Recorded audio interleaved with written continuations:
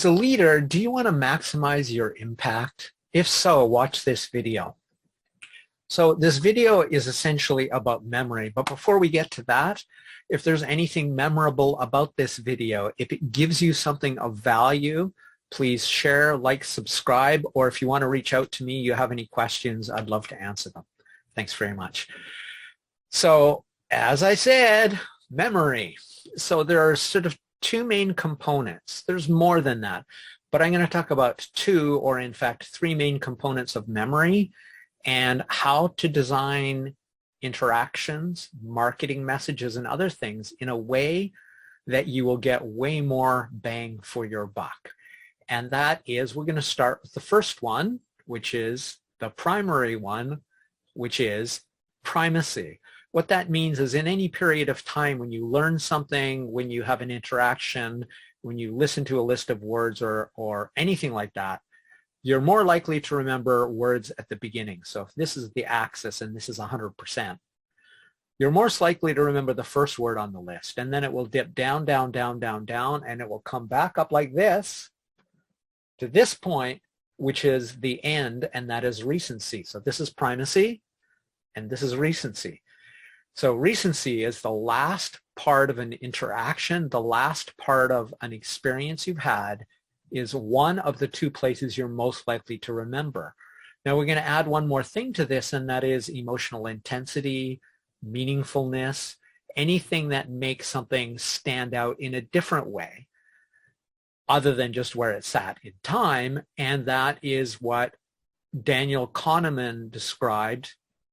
And I learned this from Scaling Up Excellence, as I keep talking about it, one of my favorite books.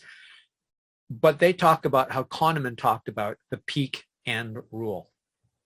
So basically what he said is people disproportionately remember what happens at the end, and particularly the peak end point. So that may not be the very end, but if you want to combine the recency effect, which is a natural memory trigger, a natural memory hook that essentially all humans possess, and then you want to add to that something worth remembering, you need to intentionally put those two things together.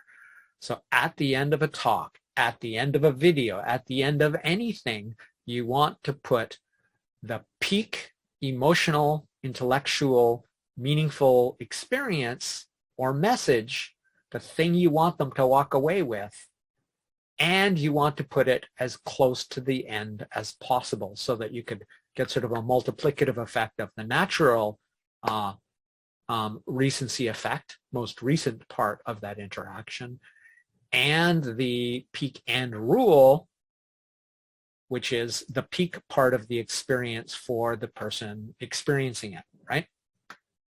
Now, obviously this means focusing on the last part and that emotional intensity, that emotional meaningfulness. Understand that this goes for every kind of experience the individual you're hoping to impact will have. And that goes, if you want to talk about mind share, it can't become mind share unless it's memorable. So make it the end point, stack it on top of the peak end rule so you get that intensity, and now you're going to get a disproportional amount of impact for the amount of effort, for the amount of times you've done it, and for the amount of money you put into it if in fact it was something that cost money.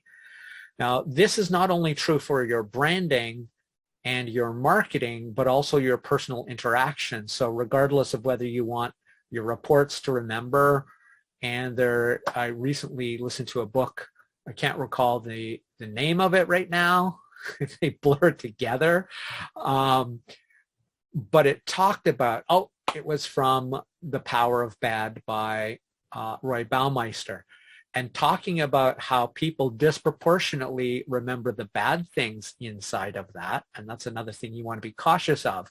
Make sure the peak end rule is a positive, desirable, leaving them with what you want them to know about, what you want them to experience, and not the opposite, because they will likewise remember a negative peak or trough, whatever you want to call it, near the end. So make it positive, make it what you want them to remember or act on, and make it at the end. So the very best part should obviously be at the end. Now this idea is really simple, but it's not necessarily going to be easy to do, right? They always say, oh yes, it's simple, but it's not easy. Sorry, but this happens to be one of those things. To execute on it well is going to take real effort and thought. It will take practice. I have not been practicing the peak end rule in my videos, even though I know about it and understand it well. So there you go. I should start, right? Like with today's video. I hope I remember to do it. So the peak end rule can be applied to anything in your business and personal life, any interactions, any marketing, all of that stuff. And as I said, it gives you an outsized effect simply because of where you put it and how you designed that interaction to happen. So how can you do this? How can you apply the peak end rule and use it in a way that produces outsized results for you? That's it for Crush It Club 121, How to Maximize Your Impact. My name is Tim B. Green. Bye for now.